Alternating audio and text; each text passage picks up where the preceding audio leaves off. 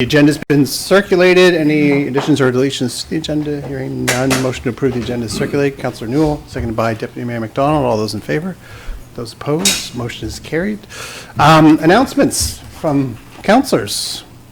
Councillor Fagear. Yes, Your Mayor. I have a few announcements for the Bridgewater and Area Chamber of Commerce coming up. I'd like to announce on Thursday, May 21st, we have Karen Adams, the CEO of the Workers' Comp Benefits Nova Scotia, will be joining us at the at the Best Western Plus Bridgewater Hotel for a lunch and learn. And again, that's Thursday, May 21st, and we ask that you RSVP on the website. It is free for all to attend. You don't have to be a current member, but please do RSVP.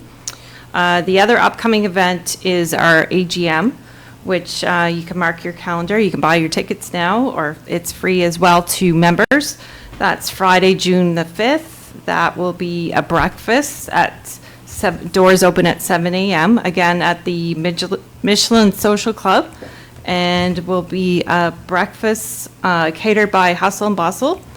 And we will have more information available for our keynote speaker as well. It's coming up. So Great. Please RSVP. Thank you. Other Councillor Newell. Yeah. First, huge welcome to Sunflower Catering, who had their official ribbon cutting this Sunday. Councillor Kunklin and I were in attendance, so they're open at 724 King Street, so an excellent addition to our downtown core.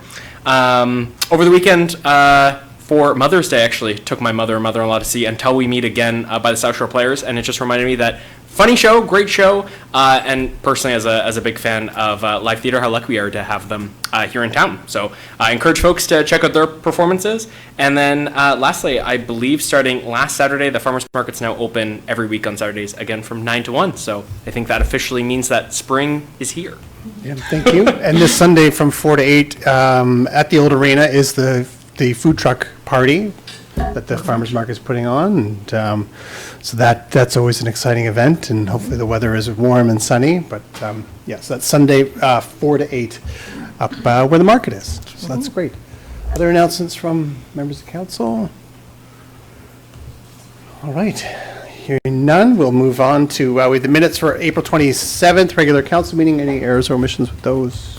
Hearing none, motion to approve the minutes is circulated. Councillor Newell, seconded by Councillor Wynot. Sorry, Councillor Wynot. All those in favor? Those opposed? Motion is carried. We have 7.1. We have a correspondence for information. That is a letter from Municipal Affairs. So when there is a change that is significant and financial in nature, we get a 12-month notice from Municipal Affairs on that. So there is quite a bit in this letter, and it's probably a good opportunity to let the public know once again that everything that we have in our document package is available online. If you go to the town website and under council and agendas, you'll see tonight's agenda, and this letter is there with all of that. I don't know if you had anything to add to that. Yep, just a little summary on the notice that would be applicable to the town. On the third page under Department of Emergency Management, there is notice that the Department of Emergency Management, with the introduction of the Act to provide support for fire protection services, is providing notice to municipalities that they will be required to conduct a fire protection service review, and that's to ensure that municipalities and fire service providers make evidence-based decisions about services they provide, and also ensure that local firefighters' competencies, training, and personal protective equipment meet the service standards required by the Act, and participate in a common records management system. So we presently do these reviews, they're risk management reviews, and we do them on an annual basis. And we just also got done the underwriters survey, the fire services underwriters survey, which looked at our equipment, personnel, training, and we'll have some recommendations coming forward to council. So we're going to just get clarification that that meets the requirement so that we don't have to do another review there. Also of importance is under Department of Justice, and this should be familiar to council, but With the comprehensive policing review, municipalities are required to meet provincial policing standards. So that means that municipalities that have their own police forces are required to meet standards. And if we don't meet those standards, and they're doing audits throughout this year on police services or police departments, municipalities will be required to purchase those services that they don't meet the standard on from the provincial service contract, which would be through the RCMP. So if there's a standard that's not met, you'll be required to purchase it through the RCMP to do that. So we're in the midst of having our services reviewed by the province. So for more information to come on that, but before, municipalities were able to contract with other municipal police forces to provide services that they may not have. And they're saying that you now have to contract that from the province. So I think that's a big change for municipal police forces, and something that we did raise concern with before. And then there's also a centralized records management system that they're putting us on notice for, but we already procure that. So I think we pay around $32,000 a year for that licensing and access to that software now. So that's not changing. That piece isn't. And then under the Department of Justice, there's also the accessibility standards and the built environment regulations that came into place April 1st, 2026. So this is a requirement that when municipalities are renovating, retrofitting, or building new buildings or spaces like municipal parks, facilities, we're required to meet the standards when we're undertaking those activities. So there'll be a bit more to come from our accessibility coordinator with respect to that, and at least one of our facilities that she'll want to talk to council about. And then lastly, the FOIPOP Act was brought into place, and that required that municipalities adopt privacy policies and practices, and we have to report privacy breaches. So come under the same requirements that all other provincial departments have. And municipalities have to meet that by April 1st, 2027. So again, another requirement for municipalities. The town is well on their way. We've had a privacy officer in place for a while now, and we have just transitioned that position over into the Joint Services Board, and we'll continue to do that work with the target of having compliance by April 1st, 2027. Any questions from council on that? So again, that's 12 months notice, and there should be more on that, especially regarding these items. Okay, we are down to business arising and unfinished business. So CAO procurement awards report for January to end of March. Okay, so per your purchasing and tendering policy, council has enabled the CAO to award tenders and proposal calls that as long as the price does not exceed $250,000. There is a requirement, however, that those purchases be reported to council. So that's when you change your policy. It used to be anything over $25,000 for goods and services were over 50, and construction over 100. There was a requirement for reporting, and we increased those amounts for the grid that we would report back to council with respect to those awards. So there were a few awards done during the period, 4 of them there, and they're noted in your agenda package. Questions on any of those? Okay, I'm looking for a motion. Councilor Nino? My bad. I lost my spot. Got it here. I move that Town Council of the Town of Bridgewater receive the report of the CAO procurement awards approval for the period of January 1st, 2026 to March 31st, 2026. Thank you. Thank you. Seconded by Councilor Bergier. Further discussion? Hearing none. All those in favor? Those opposed? Motion is carried.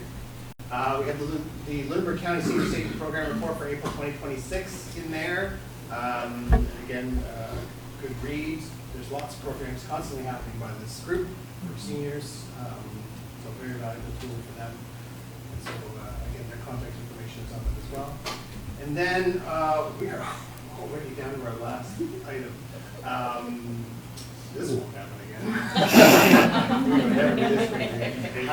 So the Q4 strategic priorities and Q4 departmental reports.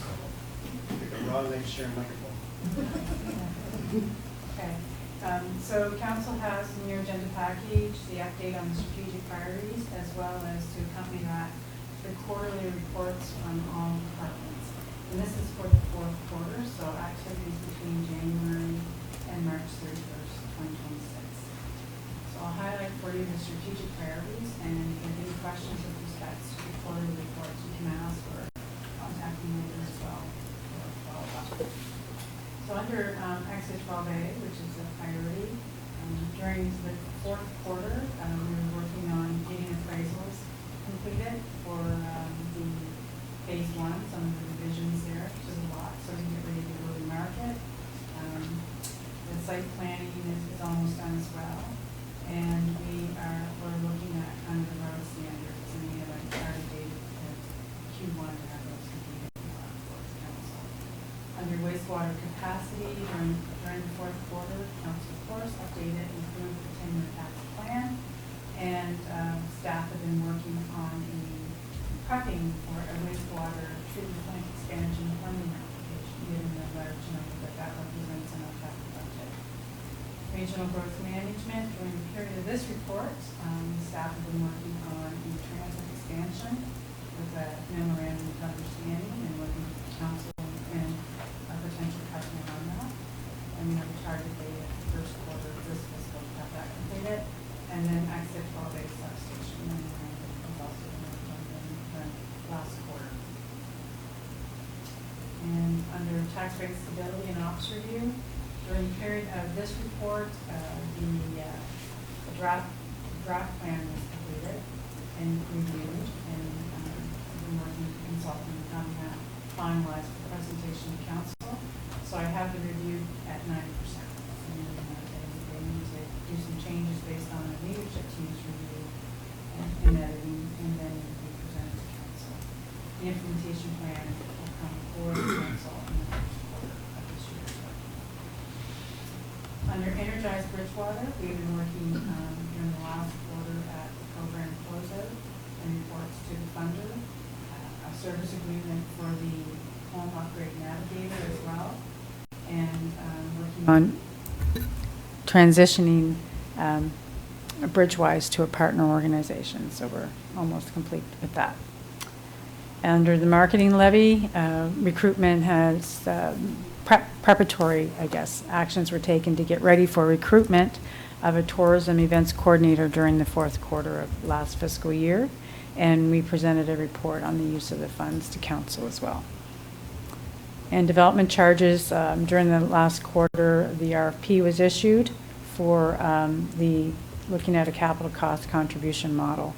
And the consultants are now working on the development charges. And that should be coming forward to council. I believe we have the third quarter of this fiscal year as a target for that. Housing action plan, there's been lots of activities with respects to that. During the last quarter, Q4, an expression of interest was circulated with respects to sourcing interest in that.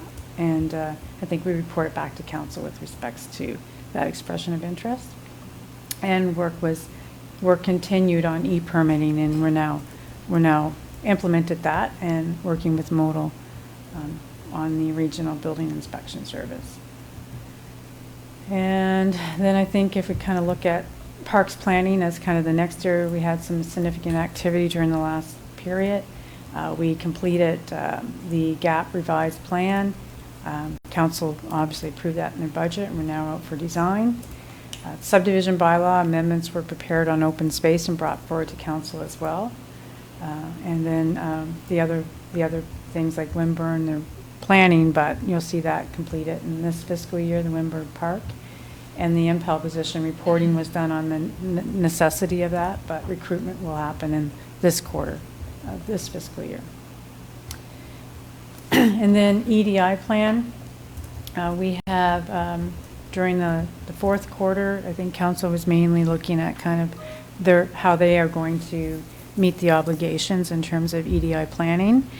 And everything else happened in Q1 where we kind of determined our next steps. And we'll look at our internal staff committee and how that can help council fulfill those needs. And I believe that was pretty much it for the activities that happened in Q4. And again, the quarterly reports are attached, the strategic priorities chart's attached as well. There's no changes to that this time, because council just approved that with the budget, so it's fairly recent. And, yeah, that's it. So any questions? Questions from council? Hearing none, I am looking for a motion. Councillor Newell? I move that town council for the town of Bridgewater receive the CAO strategic priorities and accompanying Q4 reports as presented in document number 26-070. Thank you. Seconded by Councillor Wynot. Further discussion? Hearing none. All those in favor?